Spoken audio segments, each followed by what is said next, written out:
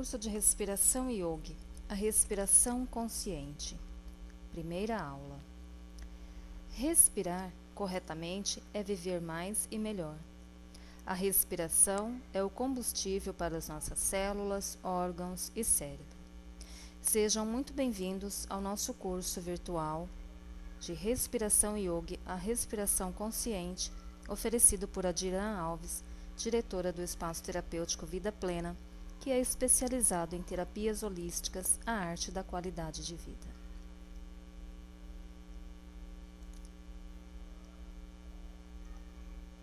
Respirar corretamente é viver mais e melhor, porque a respiração é o combustível para células, órgãos e o cérebro. E está associada aos estados energéticos nos níveis tanto mental, emocional, físico e espiritual. Através da respiração, nós inalamos o prana, que é o elemento principal que dá vida a todos os seres vivos. E quando tomamos consciência dessa energia impregnada em tudo e em todos no universo, podemos controlar a nossa saúde, as funções do nosso corpo, harmonizar-nos conscientemente à vida individual universal e à vida cósmica, retornando à nossa essência como seres de pura energia vital que somos. A respiração é a inspiração que reflete a nossa disponibilidade para a vida, nossa determinação e autonomia. Por isso, cada vez que inspiramos, exercemos o nosso lado mais ativo, na busca e abertura que renova nossa íntima relação com o viver. Inspiração significa insuflação divina.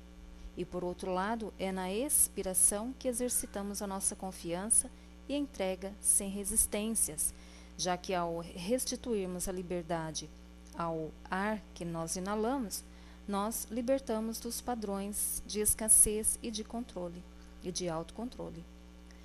Uma respiração adequada pode ser um dos caminhos para se viver melhor e por muito mais tempo. De acordo com a escritora do livro Respiração, Pura Alquimia, que foi lançado pela editora Alfabeto, ela disse o seguinte, que apenas 25% de todo o oxigênio que absorvemos vai para o nosso cérebro, sendo que a maior parte dos adultos respira somente em 1/3 da sua capacidade pulmonar. E isso significa e quer dizer que o nosso cérebro recebe, em média, apenas 1/3 do que poderia estar acumulando em oxigênio.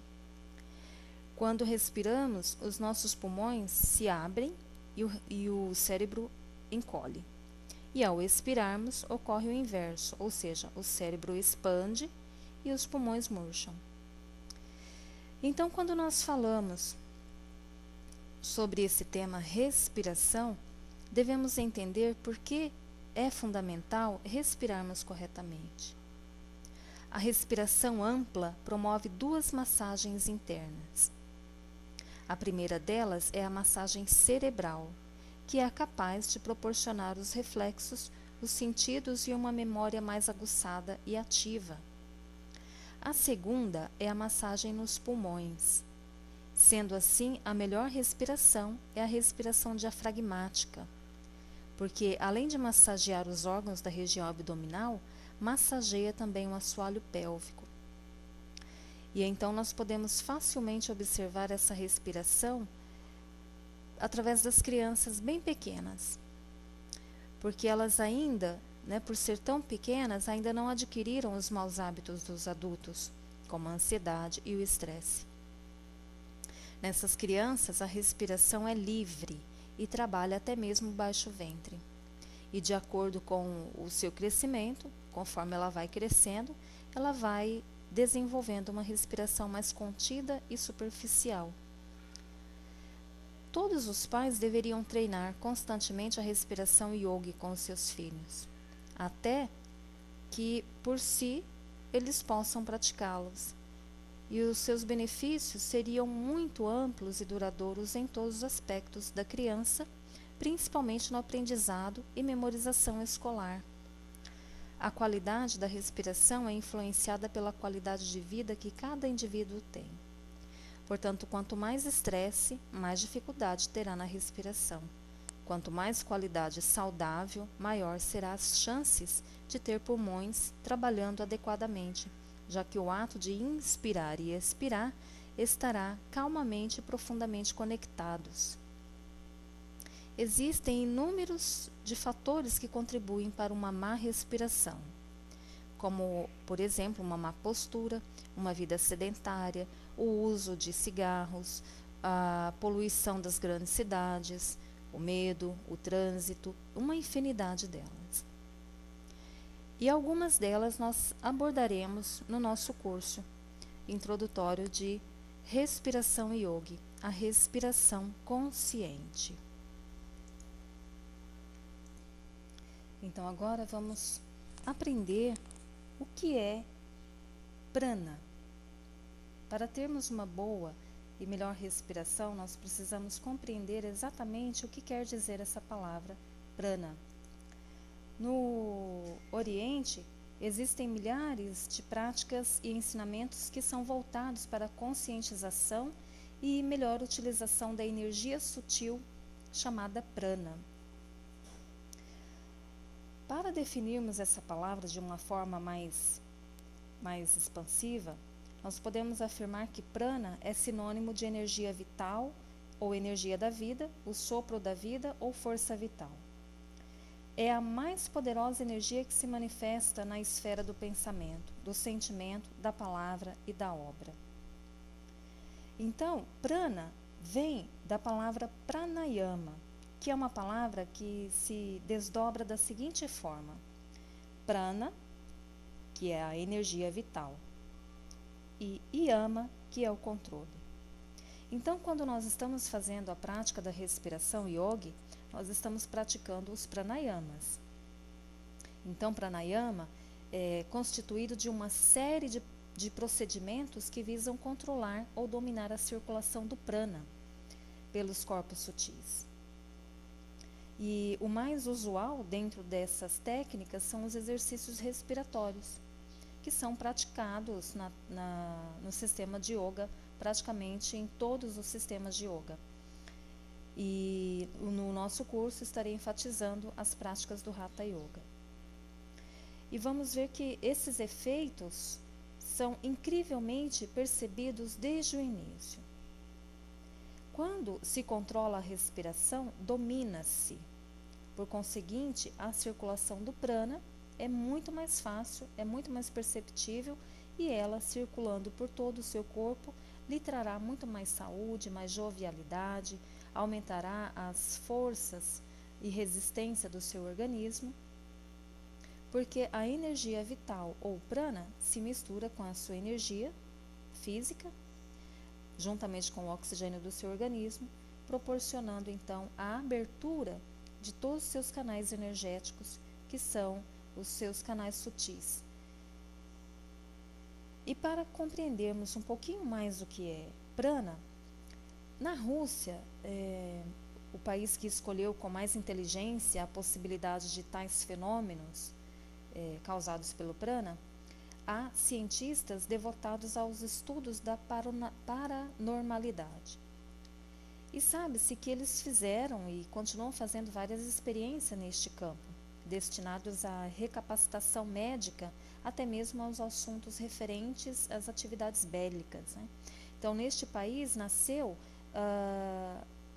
a pessoa que criou a foto de Kirlian, que desenvolveu um aparelho capaz de fotografar a energia sutil do corpo etérico. No nosso país, no Brasil, hoje nós podemos encontrar essas máquinas em mãos de todas as pessoas interessadas em fotografar a aura, que é chamado então o aparelho de Kirlian. Ele tem padrões de estudos, foi-se formado padrões de estudos da aura de uma forma muito satisfatória, considerando assim o materialismo e o ceticismo reinantes, nessa época, tornou tudo isso uma coisa mais científica, mais aceitável. A foto da aura dá indícios seguros de que o estado de saúde da pessoa, as condições bioenergéticas, a paranormalidade, os estados emocionais e vários outros são constituídos no estado sutil da pessoa. E num determinado campo energético que é formado pela inalação, pela projeção ou canalização dessa energia vital chamada prana. O prana, ele precisa de alguns veículos para se manifestar no nosso corpo. Esses veículos são chamados de chakras. E eles se desenvolvem naturalmente à medida que nós vamos aprofundando em nosso interior por meio dos conhecimentos diversos. Os chakras são vórtices energéticos que estão localizados em todo o nosso corpo. O prana, ele circula por esses canais e minúsculos canais, que também são considerados os nadis ou canais energéticos, que são muito sutis, não existe uma localização exata desses pontos energéticos, mas, segundo os sábios orientais, há cerca de 72 mil nadis, e a raiz de todos eles, de todos esses nadis, é o Kanda, que é o vórtice energético situado na região do ânus e dos órgãos sexuais, que é o primeiro centro energético, o chakra básico, que também é considerado o Ídala e o Pingala. E entre um e o outro, o canal Sushumna. São os nadis mais importantes do nosso corpo, por onde circula o prana. Então, o corpo vital vive de prana, que é captado através desses vários pontos ou vórtices energéticos espalhados por todo o nosso corpo. De acordo com a nossa respiração e a nossa expiração, quanto mais nós inspiramos corretamente, mais nós absorvemos o prana através da respiração e mais nós potencializamos a energia que circula e circunda através desses canais sutis, desses canais energéticos, que são chamados popularmente de chakras, que os principais são em torno de 7, dentro desses 7 chakras, que estão localizados as chamadas glândulas endócrinas. Então, como funcionam esses chakras, esses centros energéticos e os receptores dessa energia? Quem são esses receptores da energia prânica? A manifestação do prana nos chakras e no sistema endócrino, como que isso acontece? Os chakras, que são as rodas, em sânscrito, significa disco ou roda, trabalham as 7 glândulas endócrinas do nosso corpo, que está situada nos centros energéticos. Para esses condutores, os chakras, são transdutores ou neurohormonais, ou seja, eles absorvem energia cósmica, transformam essa energia e faz com que essa energia passe pelos plexos, que são chamados então também de glândulas endócrinas, onde são transmutadas essas energias e transformadas em hormônios. Quando ocorre um desequilíbrio nas glândulas endócrinas, antes de tudo, porque faltou ou teve um excesso de energia nesses centros energéticos, os chakras. Devido a isso, dando-se ao devido tratamento que esses chakras merecem, as glândulas merecem e necessitam, reflexamente, elas voltam a se reequilibrar novamente. E existem muitas maneiras de se trabalhar com esses centros energéticos e as glândulas endócrinas. E uma das formas é através da respiração yogi, da respiração consciente. As glândulas endócrinas em nosso organismo está situada em cada ponto dos chakras maiores, ou os 7 centros energéticos. As chamadas endócrinas induzem os hormônios pelo nosso corpo e regulam a atividade do corpo físico, mas isso não é tudo. Os orientais, há muito tempo, sabem que as glândulas endócrinas são o ponto de contato entre o corpo físico e os corpos sutis. Portanto, elas estão intimamente associadas aos plexos e aos chakras. E é justamente o aspecto sutil disso tudo, desses órgãos e dessa manifestação que nos interessa. A primeira glândula endócrina, que está localizada no meio do cérebro, logo acima dos tubérculos quadrigêmeos, que é bem na frente do cérebro, é considerada a glândula mais importante devido à sua ascendência sobre os hormônios produzidos por ela, que é chamada a pineal ou epífise. O hormônio produzido pela pineal atua de forma intensa na imunologia, no sistema imunológico humano, porque ele cria anticorpos que defendem o organismo contra elementos patológicos. Além disso, ele atua no processo do crescimento e do funcionamento psíquico, moderando o desenvolvimento sexual e regulando também a diferenciação sexual. Vários estudos científicos sobre essa glândula estão sendo realizados e cada vez mais se descobre novas e fantásticas coisas que são realizadas e trabalhadas dentro dessa glândula. No aspecto energético, ela encontra-se intimamente associada ao chakra Sahasrara, que possui aquelas pessoas em que desenvolvem mais esse seu centro energético numa capacidade de emitir ondas mentais de alta potência, conferem também a essas pessoas um magnetismo pessoal e também conclui-se que para ter êxito na vida é preciso desenvolver essa glândula pineal através da respiração consciente, da visualização, da concentração localizada. E a segunda glândula, que é a pituitária ou hipófise, que os cientistas chamam de glândula mestra, por causa da ação reguladora e dos seus hormônios sobre as outras glândulas do organismo. Essa glândula está localizada no centro do crânio, na parte inferior do cérebro, bem na altura do véu palatino mole. E dentro das respirações yogas tem uma respiração específica, onde se coloca a ponta da língua apertando a região do palato para acionar a energia dessa glândula. Ela tem o tamanho de um caroço de um feijão, pesando mais ou menos 12 centígramas.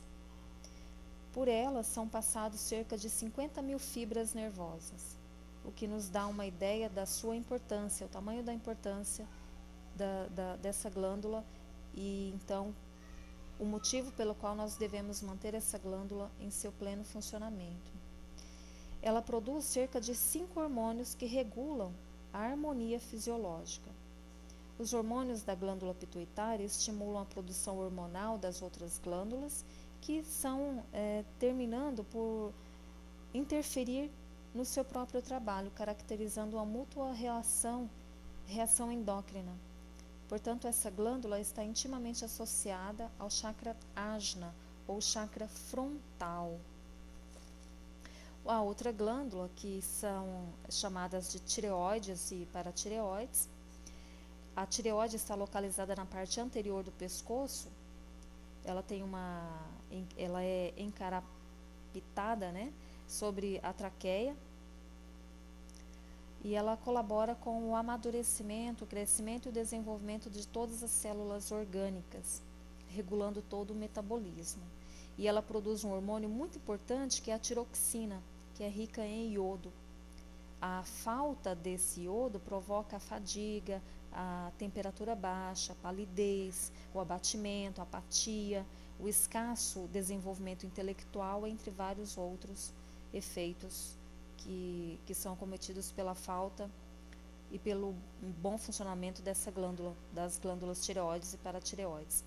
O seu excesso causa também aflição, tensão, arritmia cardíaca e vários outros problemas.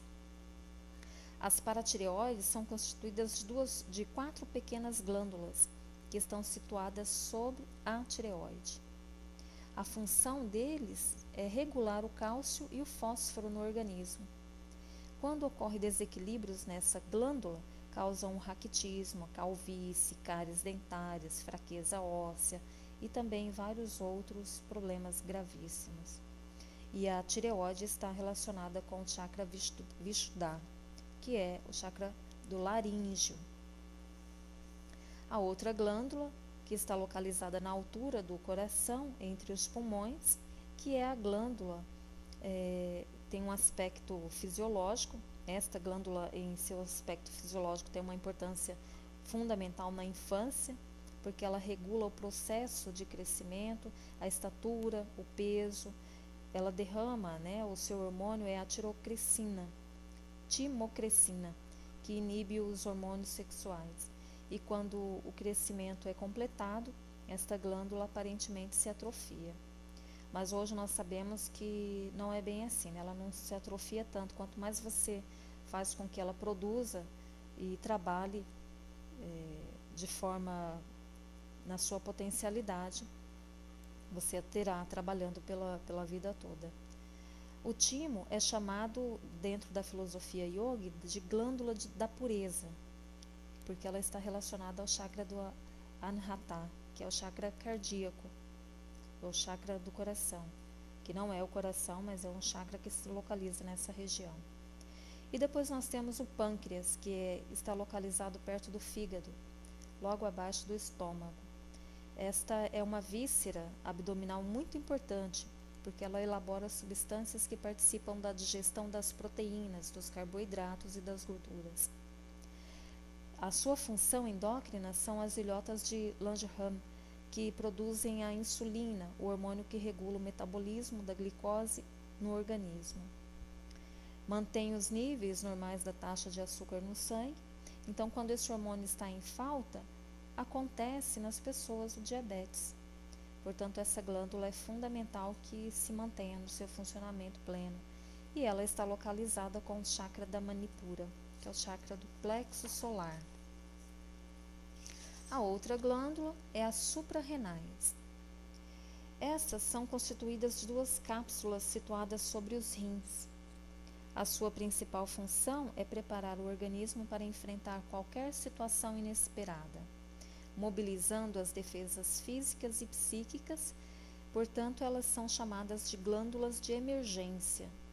Essas são glândulas que produzem a adrenalina e que têm características opostas à insulina. O córtex dessas glândulas produz a cortisona, que tem a larga utilidade na medicina. Todos nós sabemos a importância do cortisona na medicina. As suprarrenais recebem por minuto o equivalente a 1/6 do seu peso de sangue. São indispensáveis para a vida, portanto. Então, se uma pessoa tivesse suas suprarrenais extraídas, ela morreria em 24 horas. Essa glândula está localizada no chakra Muladhara, que é o chakra do umbigo, ou chakra esplênico. E por último, nós temos então a glândula ou as glândulas sexuais. Essas glândulas regulam o aparecimento dos caracteres sexuais secundários e os diferentes processos relacionados à reprodução da raça, dos seres vivos. As glândulas sexuais masculinas são os testículos e as femininas são os ovários. Os testículos produzem os espermatozoides, que são as células reprodutoras, e os andrógenos, que garantem ao homem os seus traços de masculinidade. Os ovários produzem os óvulos, que são as células reprodutoras, e 2 hormônios, que é o estrogênio e a progesterona, que é o primeiro responsável pelos traços da feminilidade. As gônadas estão relacionadas aos chakras do Svadhisthana, que é o chakra raiz, chakra básico, situado na ponta do seu cóccix.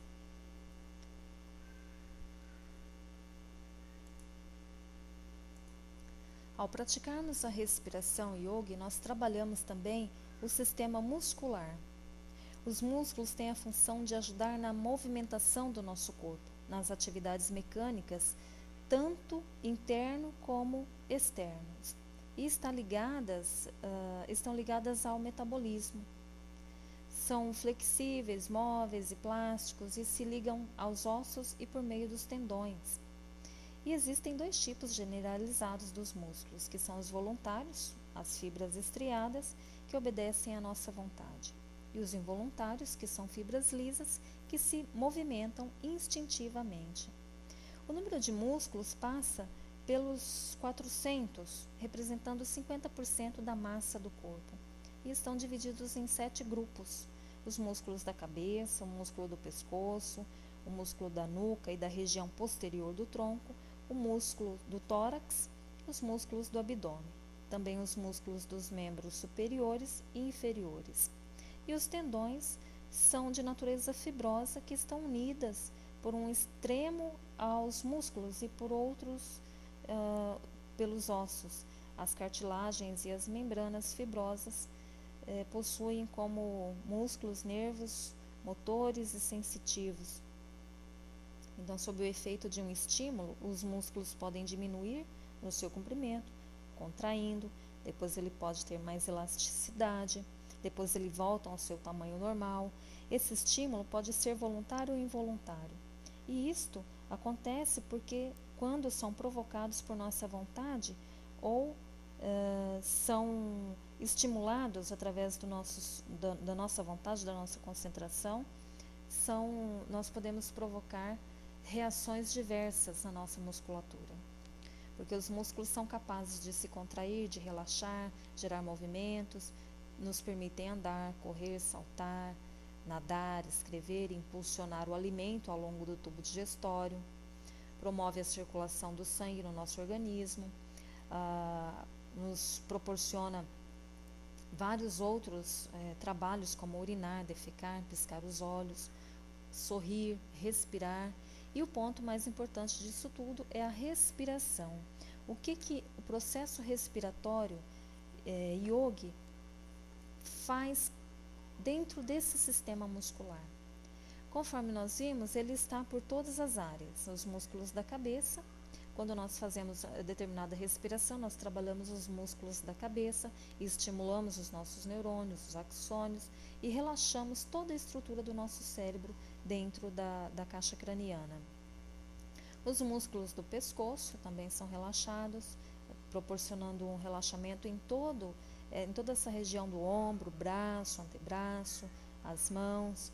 Assim também com as pernas e toda a caixa torácica, fazendo respiração completa, que nós vamos aprender mais adiante. Nós trabalhamos toda essa região do tronco, do tórax, também da região abdominal, promovendo maior circulação, uma amplitude maior para acomodar os órgãos nas regiões do plexo, na região que seria o diafragma, na região do cardíaco, dando mais comodidade para o coração, expandindo os pulmões, enfim, acomodando melhor, soltando as cartilagens, soltando os encontros das articulações. Então, os benefícios da respiração yogi vão muito além só de ter um relaxamento imediato, mas é pela vida toda, é ao longo de toda a nossa vida. E dentro da respiração yogi, nós também aprendemos sobre o órgão fundamental que trabalha tudo isso, que é o sistema respiratório. O nosso sistema respiratório, os pulmões, é o sistema mais fácil e diretamente invadido pelos fatores patogênicos externos. O vento, o calor, o frio, a umidade, a secura, qualquer fator externo acaba acometendo o sistema respiratório. E o sistema respiratório, conforme nós vimos, ele é composto pelos condutos da respiração e pelos pulmões, que encontra-se intimamente associado ao aparelho circulatório. Então, quanto maior for a nossa circulação, maior será a nossa respiração. E quanto maior for a respiração, melhor será a circulação. A sua função é absorver o ar atmosférico, fazendo passar ao circulatório, ao sistema circulatório, onde é fixado pelos glóbulos vermelhos e expele o gás carbônico, que é resultante da atividade vital das demais células do nosso organismo. Então, os pulmões são como esponjas, porque eles não possuem músculos ou nervos próprios. Mas o seu movimento é feito pela ação do diafragma, que é o músculo que separa o tórax do abdômen. E a importância do aparelho respiratório é muito grande, porque o corpo sem oxigênio não pode passar, né? Nós não podemos sobreviver sem oxigênio. Passaremos, então, a observar mais como está a nossa respiração, como está funcionando o nosso aparelho respiratório. Sem ele, sem o seu pleno funcionamento, nós vamos estar acometendo todo o nosso corpo, não só os pulmões. Para dar continuidade, então, vamos passar ao outro slide com o tema da mente, a força mental. Esse é um ponto importantíssimo para a boa prática e a realização da respiração yogi. Para obter o êxito no plano material, nós precisamos aprender a dirigir positivamente as ondas mentais em tudo o que fazemos, sobretudo no nosso tema do curso, que é a respiração yogi, a respiração consciente. A energia mental está dentro e fora de nós. Existe a mente pessoal e a mente cósmica. Na verdade, qualquer forma criada possui energia mental. Na psicologia tibetana, a mente é vista como muito mais profundidade do que na psicologia ocidental. Na psicologia ocidental, nós tendemos a associar a mente ao intelecto ou a ideias, e em virtude disso nós caímos em um labirinto de teorias. Porém, na tradição tibetana, não se vê diferença entre o corpo, mente e espírito. Para eles, o homem é um todo. E não se refere unicamente ao aspecto puramente psicológico do funcionamento da mente, mas, sobretudo, um conteúdo profundíssimo de aspectos fisiológicos, religiosos, enfim, dimensões cósmicas. Então, eles compreendem a mente de uma forma muito ampla, de uma forma universal, muito diferente da forma como os ocidentais consideram que é força mental, o que é mente.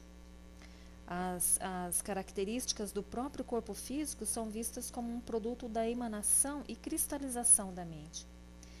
Ou seja, através do estado de consciência, a energia mental é dirigida para um ponto, ou para outro, ou para vários pontos. Então, quanto maior for o grau de consciência da pessoa, melhor será a orientação dada à energia mental. Quanto maior for a conscientização da inalação do prana, maior será a orientação na emanação desse prana, na distribuição desse prana, na canalização e na emanação dele. Então, quanto maior for o grau de consciência, maior desordem haverá na energia mental.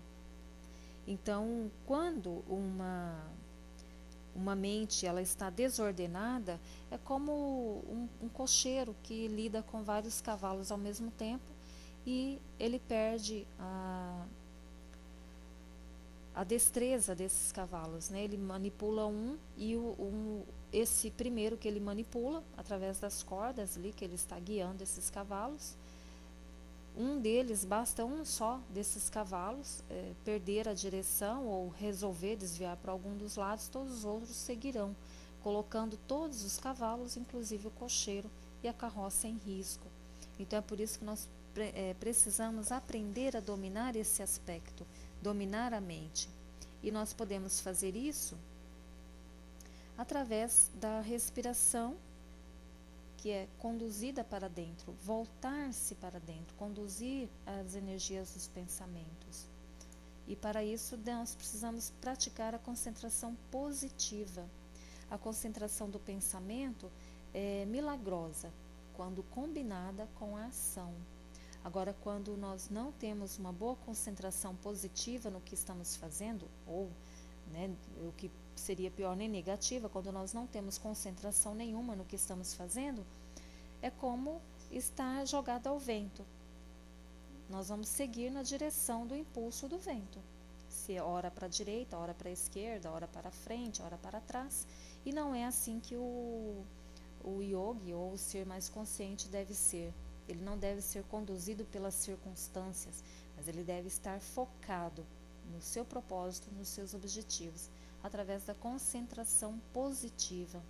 E quando nós estamos inspirando e expirando com a respiração yogi, é fundamental colocarmos toda a nossa concentração no nosso corpo, mesmo que não estejamos praticando uma posição, uma postura para a condução do prana.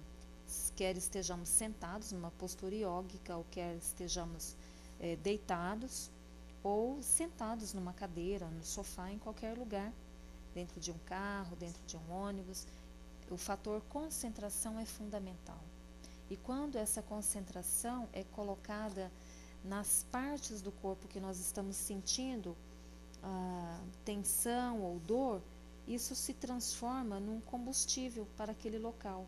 Quanto mais concentração nós enviarmos para aquele ponto, maior será o fluxo sanguíneo, mais quantidade de oxigênio, mais quantidade de prana, mais quantidade de energia essa parte do corpo receberá, tornando então possível a transformação, o reequilíbrio dessa área, ou seja, no sistema musculatório, respiratório, endócrino, no sistema ósseo e no sistema nervoso, em todos os campos e aspectos do nosso corpo físico, no plano material, consequentemente no plano astral, né, nos nossos corpos sutis. Muitas pessoas acreditam que não são merecedores das coisas divinas. Principalmente, não acreditam que são merecedores de todas as riquezas no universo. Mas todas as riquezas do universo estão à nossa disposição, porque é uma provisão divina. Por outro lado, de acordo com o livro Afirmações Científicas de Cura, do Paramhamsa Yogananda, diz o seguinte na sua página 53, diz assim: por outro lado, a cura mental é superior a todos os métodos de cura física, porque a vontade, a imaginação, a fé e a razão são estados de consciência que atuam de forma real e direta desde o interior. Fornecem o poder propulsor que estimula e dirige a energia vital a cumprir qualquer tarefa específica. A autossugestão e as diversas afirmações são úteis para estimular a energia vital, visto porém que o praticante emprega muitas vezes esses métodos puramente mentais sem lidar conscientemente com a energia vital, deixando assim de estabelecer qualquer conexão fisiológica. Eles não são invariavelmente eficazes. Quando se combinam as técnicas psicofísicas com o poder da vontade, a fé e a razão para dirigir a energia vital e alcançar a mente superconsciente, ocorre a cura. Nesse estado bem-aventurado da realidade, a pessoa compreende a unidade indissolúvel entre a matéria e o espírito e resolve todos os problemas de desarmonia. Então, nós somos merecedores de todas as riquezas do universo, visto que somos considerados filhos de Deus. Então, todo aquele que se considera filho do Criador, filho de Deus, ele é merecedor de todas as riquezas criadas por esse Deus único e universal. Então, requer tempo revitalizar a força da vontade, da fé, da imaginação, requer sim, mas se nós tivermos boa vontade, disciplina e praticarmos as técnicas de forma correta, tudo isso será muito agradável e com certeza nós passaremos a nos sentir merecedores dessas provisões divinas, das bênçãos divinas, merecedores da inspiração prânica, dessa energia impregnada que foi doada por Deus pela sua criação espiritual. E ela está aí para nos oferecer saúde, bem-estar e muita qualidade de vida, sem misticismo, sem nada que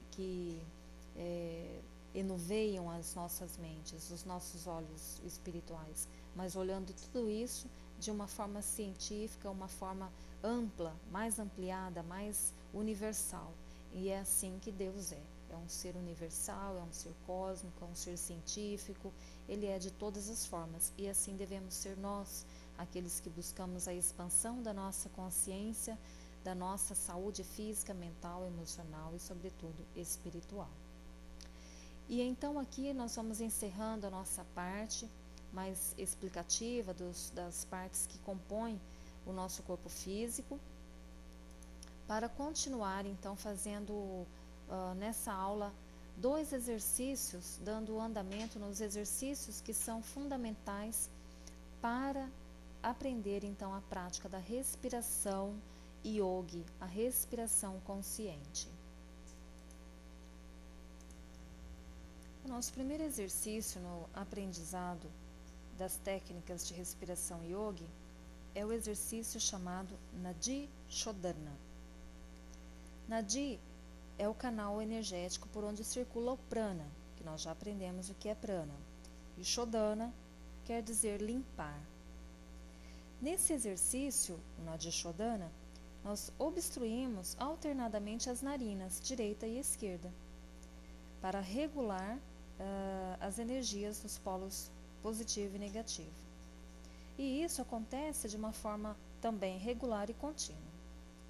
E aí, para fazer esse exercício, para que seja uma técnica mais bonita, mais apresentável, nós devemos usar os dedos polegar e anular, tapando as narinas, a narina direita e a esquerda.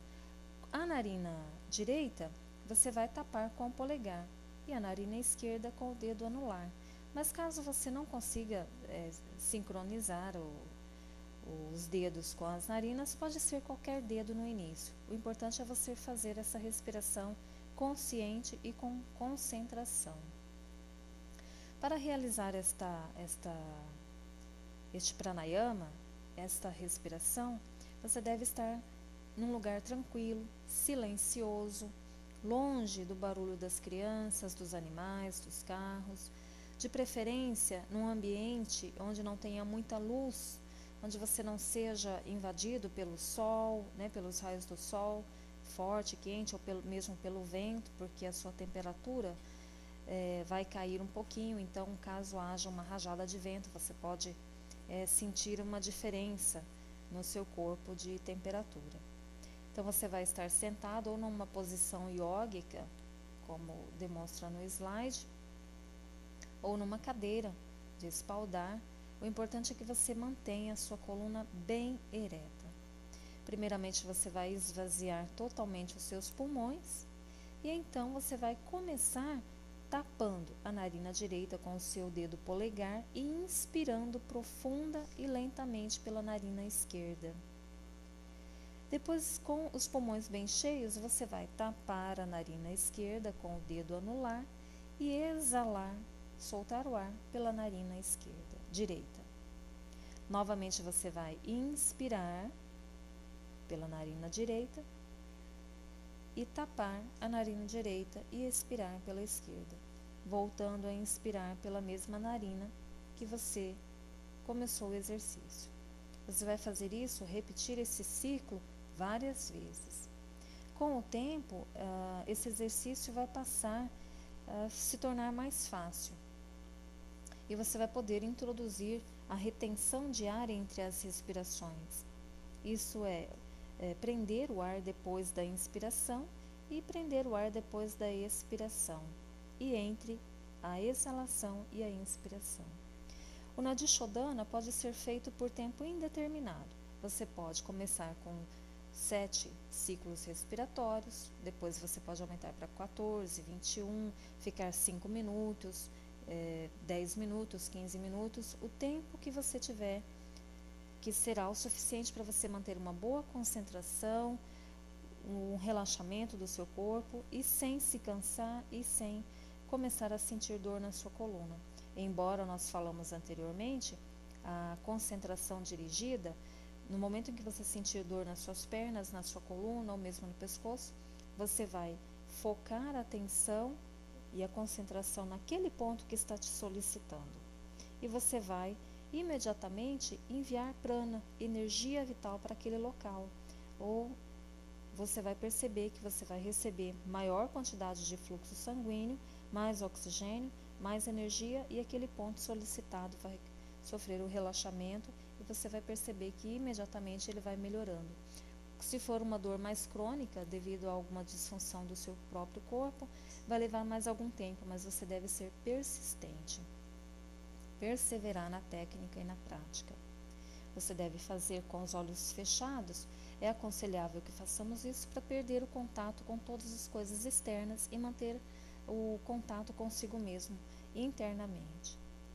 E os efeitos dessa respiração são fantásticos, porque ele restabelece o equilíbrio positivo e negativo do prana dentro do seu processo respiratório, garante o domínio do seu sistema nervoso, tem uma ação sedativa sobre as pessoas que têm uma agitação mental, elimina a fadiga de origem psíquica e nervosa e ajuda ao combate da prisão de ventre, atuando no seu intestino.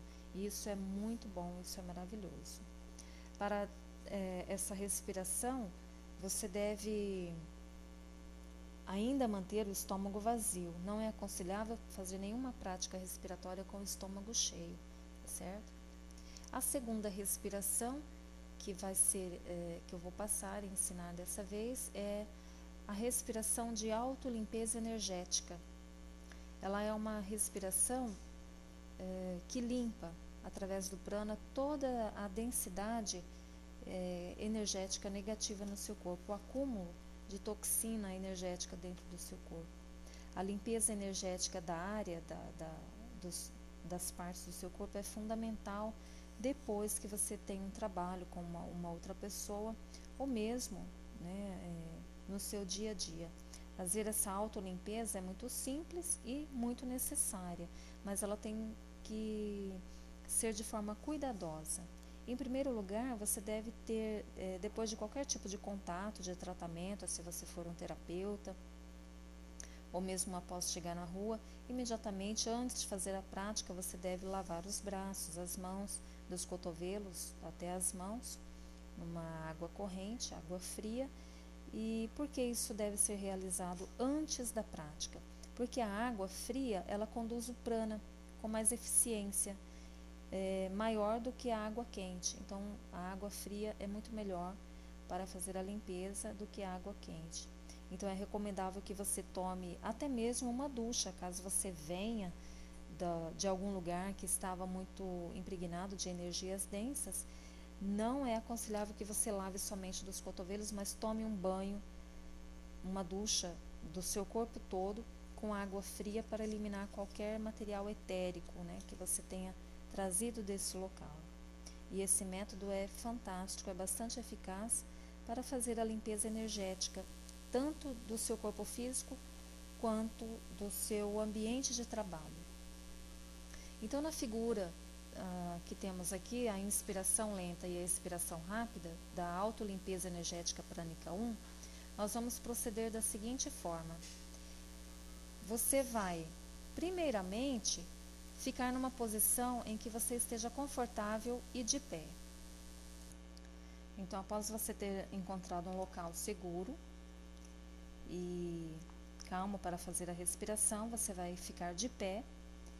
Você vai começar inclinando-se para frente até tocar com a ponta dos dedos nos seus pés ou até o máximo que você conseguir, mas isso tudo de forma muito lenta. E você vai inspirando à medida que as suas mãos vão chegando até o chão. Depois você vai inspirando lentamente à medida que as suas mãos vão se erguendo. Então você vai passando pelas pernas, pelo tronco, pelo peito. E finalmente você vai até a cabeça e depois você vai erguer as suas mãos, prendendo a respiração, estirando os braços tanto quanto você conseguir, mantendo os seus pés firmes no chão, plantados no chão, e você vai expirar o ar e voltar à posição inicial. Qual é a posição inicial? Com as mãos tocando nos pés. Então, você vai descer até os pés, vai inspirando suavemente, passando por todas as partes do seu corpo, até as suas mãos ficarem acima da sua cabeça. E então, você vai novamente expirar profundamente. Ao inspirar, à medida que você vai erguendo as mãos, você vai imaginando o prana subindo pelos seus pés, acompanhando o movimento pelas mãos, passando por toda a sua coluna vertebral, e em seguida, à medida que você vai expirando, soltando o ar, você vai imaginando que todo o prana vai saindo do seu corpo quando você se inclina para frente, até alcançar o chão. Esse prana vai saindo do seu corpo, levando embora e aterrando todas as energias densas e negativas acumuladas durante todo o dia, como como se tivesse uma caixinha de lixo. Conforme mostra no slide, você vai soltando toda essa energia para dentro dessa caixinha de lixo no chão. E conforme você vai subindo, você vai captando energia, alinhando-se com as forças cósmicas, as energias do universo. Você vai repetir esse processo mais ou menos por 3 ou 4 vezes, ou até que você se sinta bem. Então, inspiração lenta quando vai subindo, expiração rápida quando você projetar o seu corpo para frente, jogando todas as impurezas para o chão. Nesse exercício, você vai fazer uma limpeza profunda do seu corpo, energeticamente. Então, quando você captar o prana da terra, em seguida você devolve. Você tirou o prana da terra, quando você foi subindo na inspiração, você vai devolver o prana na terra com a conscientização de que ele será transmutado pela terra, e não que você está depositando lixo energético na terra. Você está pedindo que Gaia, a Mãe Terra, transforme e transmute essas energias. A inspiração do prana no solo, pelo solo, é você fazer isso, é captar a energia da terra e retornar à terra. Se você capta a energia do sol, você retorna para o sol. Se você capta a energia das águas, para as águas, do fogo para o fogo, do vento para o vento, né, do universo para o universo. Então, tudo que você contrai, você doa novamente.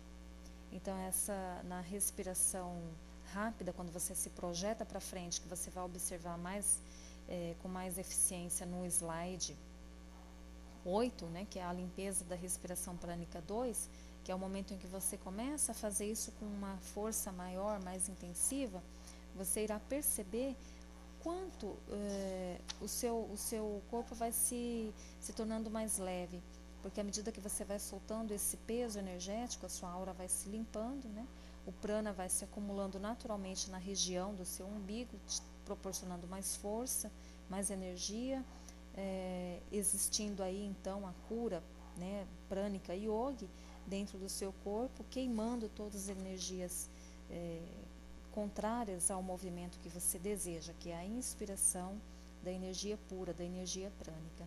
E aí você vai repetir esse exercício várias vezes, frisando bem novamente, antes de começar a autolimpeza energética prânica, a do número 1 e a do número 2, você vai tomar um banho de corpo inteiro, caso você tenha vindo da rua, de um lugar muito carregado, às vezes a pessoa foi a um velório, ou a uma festa, ou né, ao supermercado. Então, nesses lugares existe muito acúmulo de energia negativa, de energia de tristeza, de mágoa, de ressentimentos. Então, é necessário que você tome um banho por completo.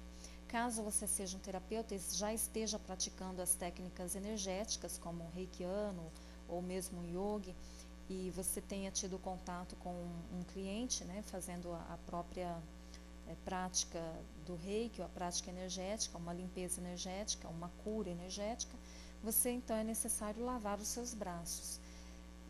Por que existe essa diferença entre se você está praticando a técnica com alguém, né? Você fez uma limpeza, uma cura. Porque ali o reiki, a própria energia cósmica já está transmutando essas energias negativas. Mas há sempre o cuidado que a pessoa deve ter de se limpar energeticamente os braços, enfim, as mãos. E no ambiente externo ele está totalmente desprovido dessa consciência. No movimento, no estado externo existe o prana? Existe, obviamente. As pessoas estão captando energia prânica, mas elas não têm a consciência do que está ocorrendo. Então, assim nós chegamos ao final do nosso primeiro módulo de respiração yogi, a respiração consciente. Eu espero que você já comece a fazer a prática, comece a praticar as técnicas já mencionadas de forma bem consciente, e até o nosso segundo módulo, até a nossa segunda aula com o nosso curso de respiração yogi, a respiração consciente.